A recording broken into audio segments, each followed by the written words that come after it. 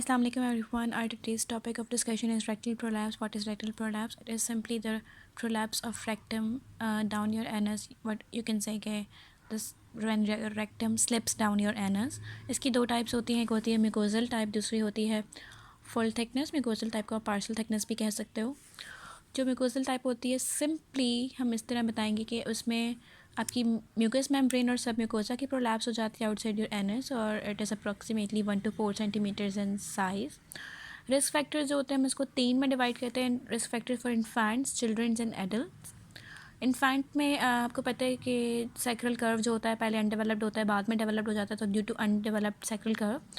या फिर जो एनल मसल्स होते हैं उनकी टोन थोड़ी सी कम होती है बच्चों में, तो हम कहेंगे कि reduce resting tone of anus. बच्चों में क्या होता है, रिपीटेड डायरिया की वजह से हो जाता है या फिर वेट लॉस की वजह से, क्योंकि उनका फ़ैट अमाउंट कम हो जाता है, तो फिर वो there is loss of ischiorectal fat. या फिर कोई फाइब्रोसिस्टिक डिजीज़ हो गई या कोई माल डेवलपमेंट ऑफ पेल्विस है, बच्चा बड़ा हो गया, उसकी डेवलपमेंट ठीक से नहीं हुई है पेल्विस की, तो हो सकता है। एडल्ट्स में आपके पास क्या कॉज होते हैं, 3rd डिग्री हेमोरॉइड्स होता है, या फीमेल में टॉर्न पेरिनियम हो गया डिलीवरीज वगैरह की वजह से, या मेल्स में कभी कभी ऐसा होता है यूरेथ्रा की ऑब्स्ट्रक्शन हो गई और जब वो स्ट्रेन करता है तो फिर उसकी वजह से रेक्टल प्रोलैप्स हो सकता है।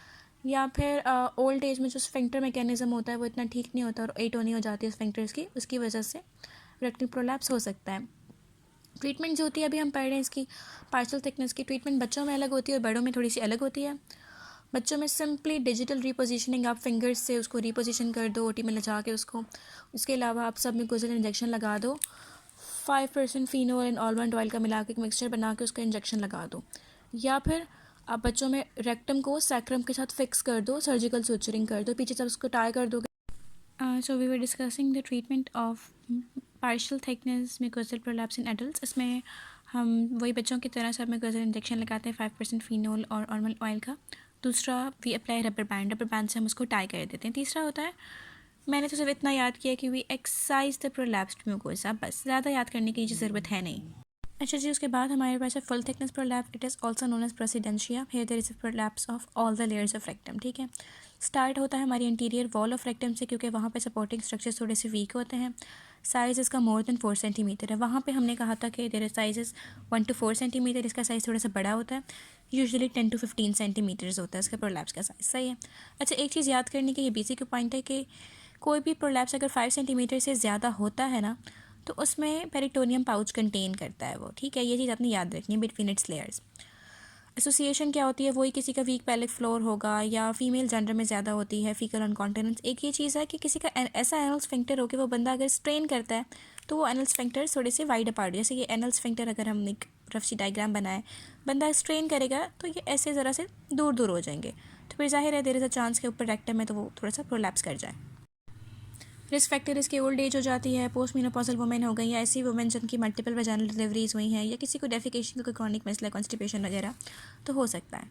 डीडी हमसे अक्सर तकरीबन हर ही सवाल में पूछी जाती है, तो बच्चों में आप इसकी बताओगे इलियोसिकल इंटरसेप्शन और बड़ों में बताओगे रेक्टोसिग्मोइडल इंटरसेप्शन। इंटरसेप्शन क्या होती है, when a part of intestine slides into adjacent part, वो एक पार्ट दूसरे पार्ट में से स्लाइड कर जाए।